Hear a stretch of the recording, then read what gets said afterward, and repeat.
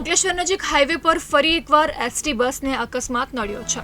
સુરતના ઓલપાડથી અમદાવાદ જઈ રહેલ એસટી બસ અંકલેશ્વર નજીક નેશનલ હાઈવે નંબર 48 પર અંસાર માર્કેટ નજીકથી પસાર થઈ રહી હતી। તે દરમિયાન રોંગ સાઈડથી પૂર ઝડપે આવી રહેલ ટેમ્પા સાથે બસનો અકસ્માત સર્જાયો હતો।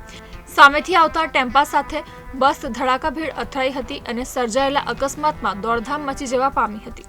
અકસ્માતમાં બસમાં સવાર તમામ મુસાફરોનો આબાદ બચાવ થયો હતો। તેઓને બસમાંથી નીચે ઉતારી અન્ય બસમાં આગળ જવા રવાના કરવામાં આવ્યા હતા। આ તરફ અકસ્માતના પગલે નેશનલ હાઈવે પર ટ્રાફિક જામની પરિસ્થિતિનું નિર્માણ થયું હતું।